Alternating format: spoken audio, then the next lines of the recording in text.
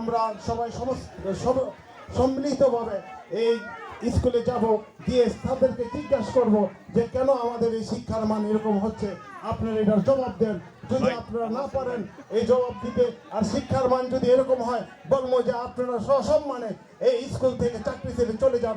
আর না হয় এই স্কুলে লেখাপড়া কারা করে, আমার ভাই, আমার বোন, আপনার কোনো আত্মীয় স্বজন, তাদের ভবিষ্যতের দিকে চেয়ে হলো এই স্কুলের শিক্ষার মানের দিকে যেতে হবে।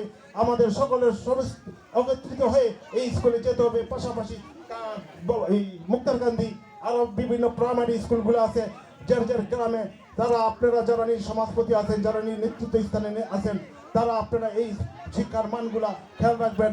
পাশাপাশি আরেকটি কথা বলতে চাই, আমি আমাদের বক্তব্যগুলি পরগনার ভিতরে একটা শফিকুল ইসলাম মিন্টু সাহেব যে আমাদের একটা ওষুধি গাছ লাগিয়ে দিয়েছেন, সেই ওষুধি গাছটা হচ্ছে আমাদের খালেক মাস্টার ডায়াগনিক সেন্টার।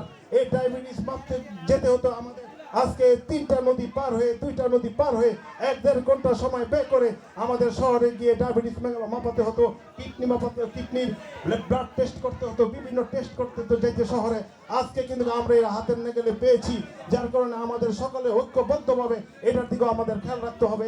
এটাকেও আমরা কিভাবে আরো বড় সড়ো করে করতে পারি, এখানে কিভাবে আমাদের ল্যাব থেকে শুরু করে এমআরআই পর্যন্ত এখানে আমরা করাইতে পারি, সেজন্য সেদিকেও আমাদের খেয়াল রাখতে হবে। যত ধরনের সহযোগিতা লাগে প্রত্যেকটা সহযোগিতা আমরা ডাক্তার শফিকুল ইসলাম মিন্টু সাহেবকে করবো। তার পাশে আছি, আপনিও এই ডায়াগনস্টিক সেন্টারকে শুধু ডায়াগনস্টিক সেন্টারে পরিণত করবেন না, বড় করে একটি হসপিটালে পরিণত করেন। বক্তব্যগুলি পরগনার মানুষ যাতে আপনি মৃত্যুর পরও যাতে আপনাকে স্বর্ণের অক্ষরে আপনার নাম প্রত্যেকটা মানুষের মুখে মুখে থাকে। ডাক্তার শফিকুল ইসলাম মিন্টু সাহেবের মাধ্যমে এই একটা প্রতিষ্ঠান হয়েছে। আজকে এখানে আমরা সেবা পাচ্ছি, যেমন কারণনগর সোভানি স্কুল বাড়ি সাহেবের নাম এখনো মানুষ সবাই স্মরণ করে, এরকম আপনার নাম এরকম আমরা স্মরণ করতে চাই। এ বলে আমি আমার সত্য